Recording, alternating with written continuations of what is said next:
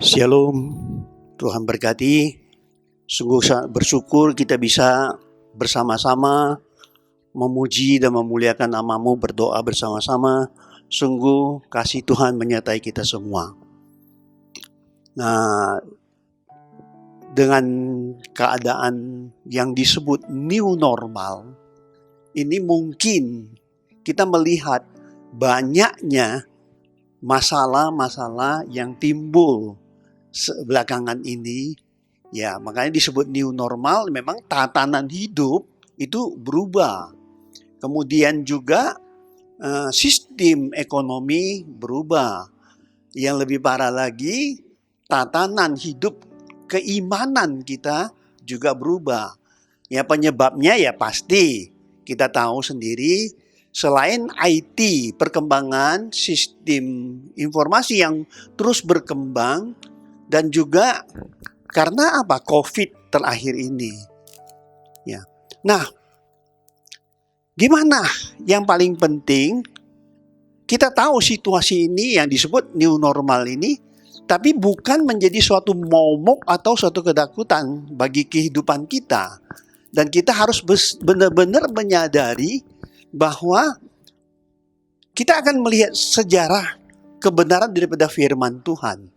Sekalipun bukan berarti sebagai umat pilihan kita nggak menghadapi masalah. Justru dengan masalah itulah kita ya harus bisa mengatasinya gimana. Kalau saya ajak saudara umpamanya membawa Anda, kalau kita di dalam kehidupan kita bawa dengan segala ketakutan tersebut, bukan kita tidak takut sama penyakit, ya pasti kita menghindar dari penyakit itu. Tapi masalah-masalah ini kan memang terjadi. Jadi bukan lagi suatu yang kita harus malah menganggap suatu tekanan hidup, suatu gambaran yang sangat susah dalam kehidupan kita. Coba kita balikkan keadaan ini, menjadikan apa? Ini adalah new challenge.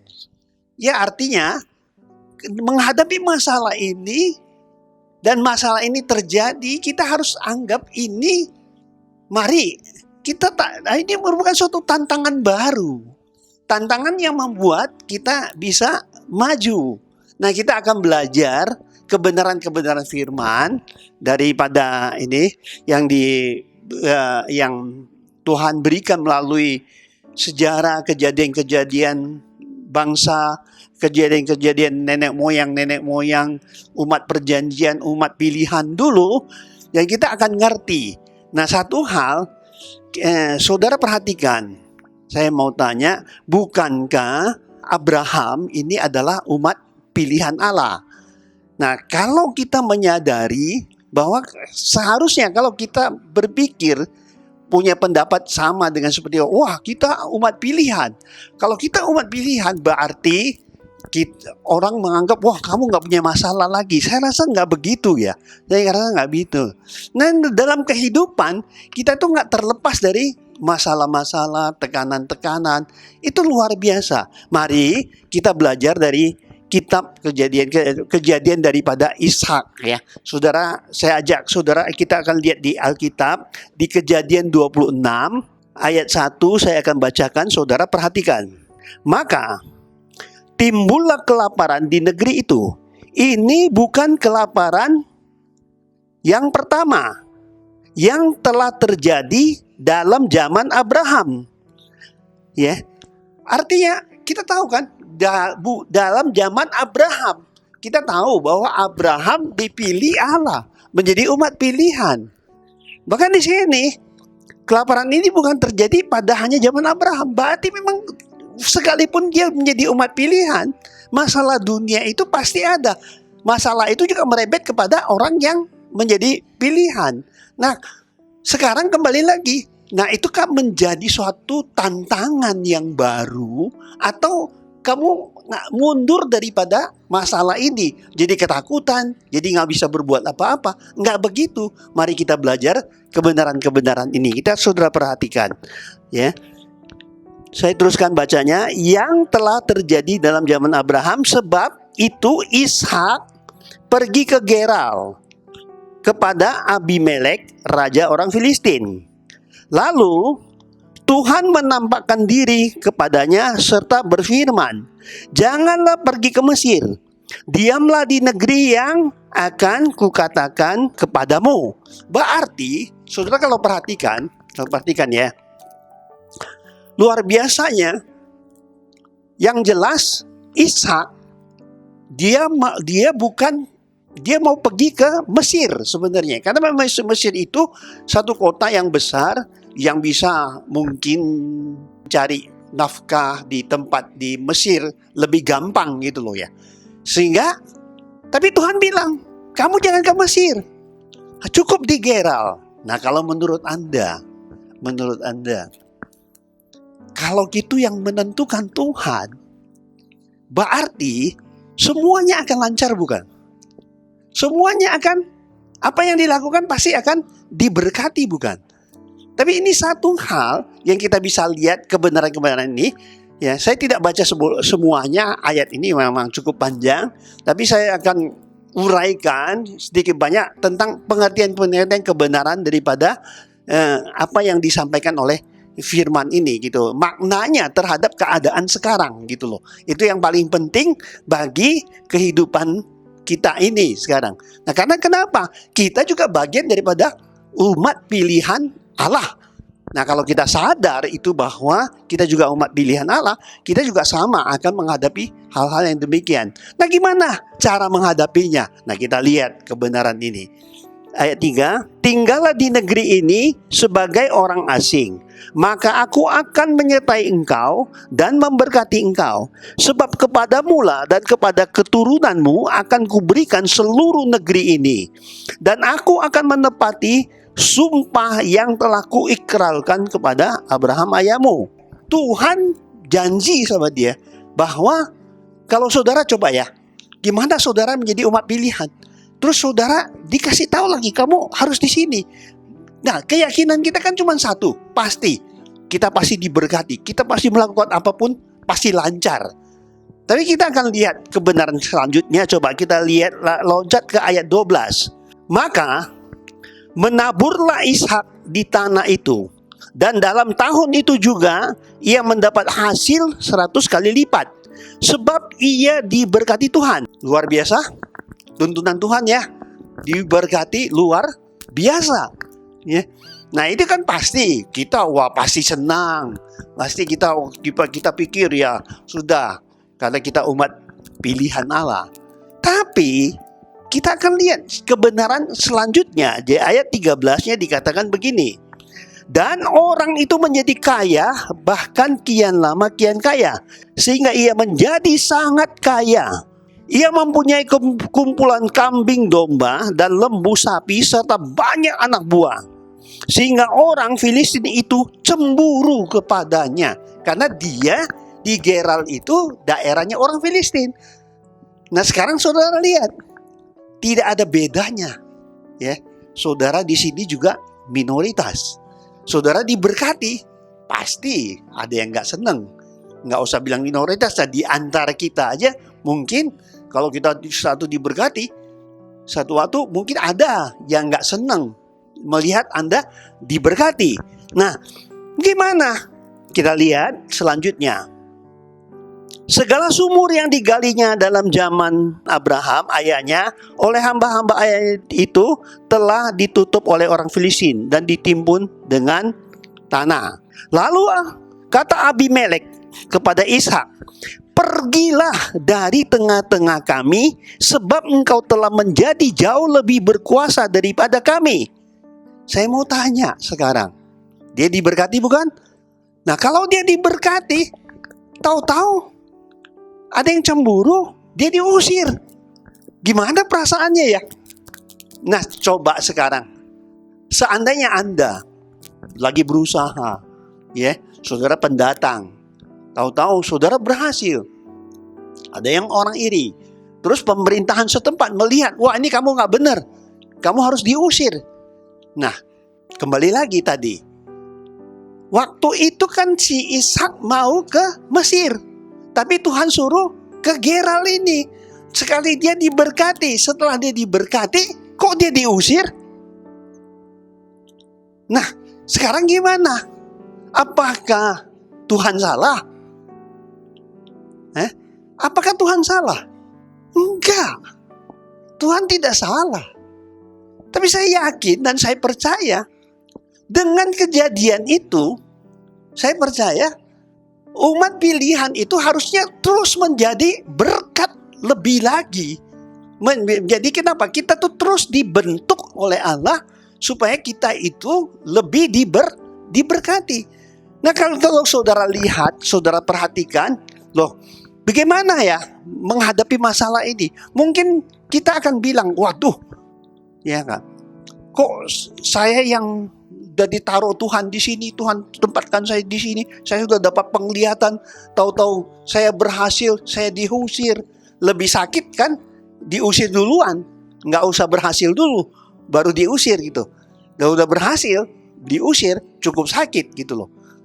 Nah, saya mau kasih tahu saudara, dimanapun Anda, bukan nggak ada masalah. Pasti ada masalah, sekalipun kamu umat pilihan. Tapi masalah itu bukan menjadi momok dan ketakutan bagi kamu untuk menghadapinya. Itu loh. Nah, kita lihat apa yang Ishak lakukan untuk menghadapi masalah ini. Jadi ya, saudara lihat. Jadi, pergilah Ishak dari situ, berkemalah ia di lembah Gerar, dan ia menetap di situ. Ishak nggak bisa melawan. Karena itu penguasa. Abimelek itu raja Abimelek. Dia penguasa. Dia diusir. Nggak bisa ngelawan. Dan juga satu hal yang saudara ketahui. Saya ngelihat Ishak ini luar biasa. Kalau yang kayak seperti itu, ya masalah-masalah kayak itu, bagi dia akan menganggap, ini nggak apa-apa. Ya, saya akan bukan berarti dia harus mundur dari situ. Tapi dia percaya apa yang Tuhan janjikan di ayat pertama tadi, ayat pertama kedua tadi, itu pasti iya dan amin. Sekalipun dia harus mengalami masalah. Ya, sama dengan kita sekarang. Kalau kita masalah, kita mundur, kita jauh dari gereja, itu salah besar. Ya. Mari kita tetap percaya. Ishak itu percaya kepada Tuhan. Gitu loh. Saudara kalau sempat baca di Amsal 3 ayat 5 dan 6. Percayalah kepada Tuhan, Dia akan bertindak di dalam hidupmu gitu loh, ya. Di Amsal 3. Saudara nanti bisa baca, ya. Nah, luar biasa. Apa yang Ishak lakukan? Ishak tidak melawan, tidak juga, ya. Saya rasa dia juga nggak membenci. Oke, saya jalan, saya pergi. Dia pergi. Dan kemudian, kata ayat 18, kemudian Ishak menggali kembali sumur-sumur yang digali dalam zaman Abraham, ayahnya. Dan yang telah ditutup oleh orang Filistin sesudah Abraham mati. Disebut nama sumur-sumur itu menurut nama-nama yang telah diberikan oleh ayahnya. Saudara perhatikan. Ishak tidak lemah dengan tekanan. Ishak move on, bangkit kembali. Terus apa? Cari di zaman dulu itu. Kalau satu orang kalau dia bisa menemukan satu sumber air, itu berkatnya luar biasa. Karena di sana tuh airnya susah sekali. Tapi kalau dapat sumber air, itu berarti sumber berkat. Di situ dia bisa nanam, dia bisa beternak dan segalanya. Jadi kalau orang menemukan satu sumber air, itu berkatnya luar biasa. Makanya bagi mereka itu rebutan untuk mendapatkan sumber air itu yang berbual-bual, yang banyak gitu loh. Makin banyak makin bagus. Nah, ini yang dilakukan oleh orang zaman itu. Nah, Ishak tidak pernah lemah, dia tetap menggali. Mari dia terus jalankan, dia tetap bekerja, dia tetap berusaha. Walaupun dia sudah ngalami hal yang tidak enak gitu. Sekali dia ngalami itu waktu di Gerar. Nah, kita lanjut, kita lihat, kita perhatikan. Ketika hamba-hamba Ishak menggali di lembah itu, mereka mendapati di situ mata air yang berbual-bual airnya. Diberkati? Lari kemana? Mereka tetap diberkati. Tetapi apa yang terjadi? Kita lihat lagi. Lalu bertengkarlah para gembala Geral dengan para gembala Ishak. Kata mereka, ini air kepunyaan kami. Dan Ishak menamai sumur itu Esek, karena mereka bertengkar dengan dia di sana. Coba, sakit nggak? Anda sudah dikasih tahu bahwa kamu ditunjuk, kamu akan di Geral, dan kemudian ya dia berhasil, dia diusir, dia berusaha lagi, dia berhasil, dia direbut lagi. Gimana masalahnya? Bagaimana kita ya melihat keadaan ini gitu loh. Tapi Ishak, dia tidak lemah. Dia tidak akan ribut yang berkepanjangan, sakit hati yang berkepanjangan. Kenapa? Dengan kondisi itu dia anggap apa? Itu suatu new challenge. Suatu tantangan yang baru dalam kehidupannya. Itu loh. Ya kan? Walaupun mengalami tekanan-tekanan yang luar biasa, tapi dia tetap menganggap ini adalah satu tantangan yang baru yang dia harus hadapi. Dia nggak pernah, saya lihat nih kalau saudara perhatikan, kalau kita sudah dikerjain terus mengalami kegagalan sudah 2 kali, sudah berhasil 2 kali terus gagal lagi, gimana ya perasaannya gitu loh.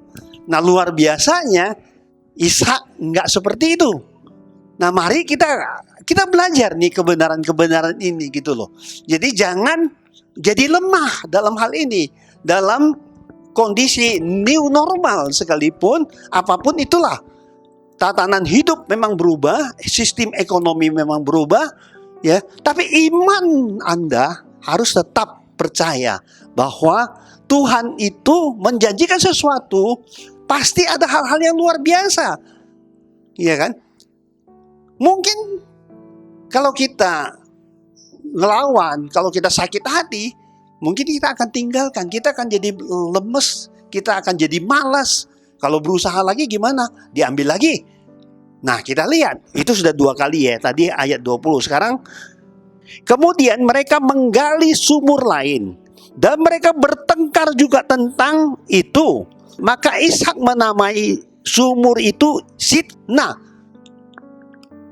Ya, gagal nih. Sudah gagal, Ishak 2 kali. Bukan dia bukan gagal loh sebenarnya. Tapi memang situasi yang membuat dia gagal. Gitu, yang mengambil keberhasilannya gitu loh. Nah, apakah kita akan menyalahkan Tuhan yang menempatkan saudara di seperti Ishak? Apakah kita akan menyalahkan Tuhan yang menempatkan kita ada di sini? Enggak. Memang situasinya yang membawa kita sehingga membuat kita itu ya jadi berhasil. Kamu punya kemampuan, tapi yang membuatnya itu lingkungan. Ya kan? Nah, sekarang sama dengan waktu kamu telah berhasil, datang COVID, berhenti kerja dan berhenti segala-galanya, berhenti usahanya, ya. Jadi penghasilan menurun dan segala macam terjadi dalam kehidupan saudara. Menyalahkan Tuhan? Apakah kita bisa belajar dari Ishak? Padahal Tuhan yang nunjuk, kamu jangan ke Mesir, kamu di Geral. Tapi kenyataan sudah berapa kali? 3 kali. Ya kan? Tapi apa? Situasinya yang buat begitu. Satu hal yang saya baca, yang saya lihat, sampai di sini 3 kali sekalipun Ishak diproses, dia tidak pernah mundur. Dia tetap berusaha, tetap move on. Ya, ini luar biasa. Kita harus belajar dari kebenaran-kebenaran ini semua. Nah, kita akan lanjut ayat 22. Ia pindah dari situ dan menggali sumur yang lain lagi. Nggak lemah, nggak jadi mundur, tapi dia tetap maju. Ya. Tetapi tentang sumur ini mereka tidak bertengkar Sumur ini dinamain Rehobot. Rehobot itu bahasa Ibraninya itu jalan. Tuhan memberikan jalannya. Dan ia berkata, sekarang Tuhan telah memberikan kelonggaran kepada kita sehingga kita dapat beranak cucu di negeri ini. Nah, saudara perhatikan, ya, 3 kali dia harus ngalami kegagalan. Ya, bukan dia yang gagal loh sebenarnya, tapi situasinya yang membuat dia jadi harus ngadapi kayak ini. Nah, sama kan dengan kita. Kita juga dalam situasi ini kita ngadapi situasi new normal yang orang bilang seperti ini. Ya, mari kita percaya kepada Tuhan. Ya, ini belajar dari Ishak luar biasa. Dia akhirnya bilang Rehobot. Ya, artinya ini dia Tuhan telah memberikan jalannya. Nah, tadinya kenapa? Apakah Tuhan nggak memberi jalan? Tuhan memberi jalan. Tapi satu hal, Tuhan akan memberikan yang terbaik. Mungkin kalau dia mempertahankan ngotot, mungkin dia ngelawan atau berperang, mungkin terjadi keributan, itu nggak baik juga bagi dirinya, apalagi dia ada di negeri orang. Nah, kemudian dia nggak mau seperti itu. Dia tetap semangat untuk melakukan pekerjaannya. Nah, luar biasa. Ya, nah kita akan kita lihat di ayat 26.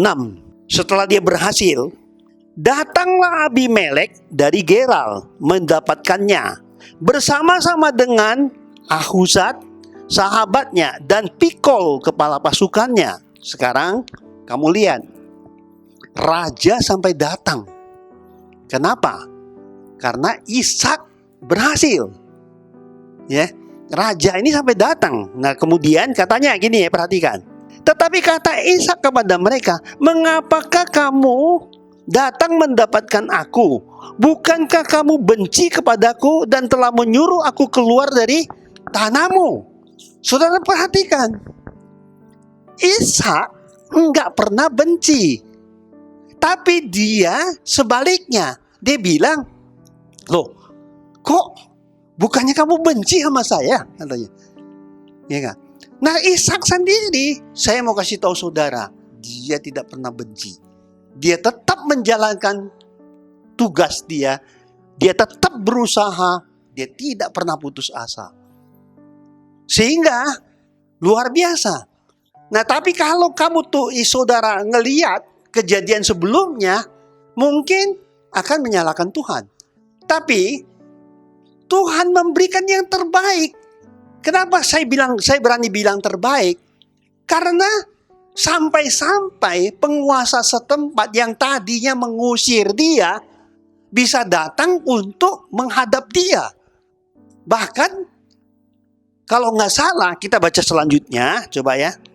Jawab mereka, kami telah melihat sendiri bahwa Tuhan menyertai engkau. Perhatikan ya, Tuhan menyertai engkau. Ini yang ngomong Abimelek. Sebab itu kami berkata, baiklah kita mengadakan sumpah setia antara kami dan engkau. Dan baiklah kami mengikat perjanjian dengan engkau. Sekarang siapa yang takut sama siapa? Pertama, dia diusir.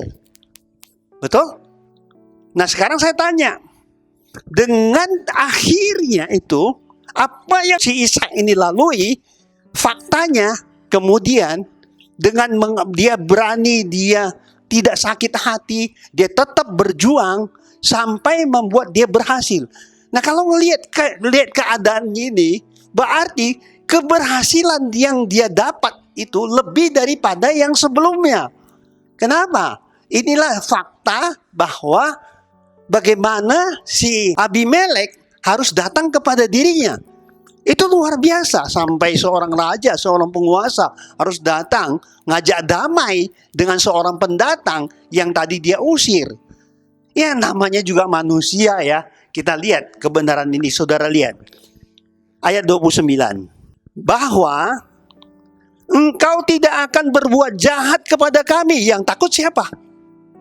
Abimelek yang takut. Walaupun dia punya tentara, dia bisa takut sama Ishak. Karena Ishak disertai Tuhan. Dia merasakan itu luar biasa. Seperti kami tidak mengganggu engkau. Ini kan bohong. Padahal di Gerar dia berhasil, Ishak diusir sama Abimelek. Tapi apakah Ishak memperhitungkan hal itu menjadi suatu beban hidupnya? Enggak pernah. Ya, harus kita sadari. Jadi jangan juga kalau menghadapi masalah, menghadapi kegagalan, sakit hati, itu tidak baik gitu. Nah, itulah, anggaplah itu kalau ada suatu tantangan atau suatu masalah apapun yang menghambat keberhasilan kita, anggaplah itu sebagai suatu new challenge, suatu tantangan yang baru di dalam kehidupan Anda. Jalanin, lakukan, percaya kepada Tuhan, pasti kita akan berhasil. Amin. Nah, selanjutnya coba kita lihat. Dia bilang gini loh, seperti kami tidak mengganggu engkau, dan seperti kami semata-mata berbuat baik kepadamu. Bohong kan ini? Abimelek dia bohong kan sebenarnya. Kenapa dia begitu? Dia ketakutan rupanya.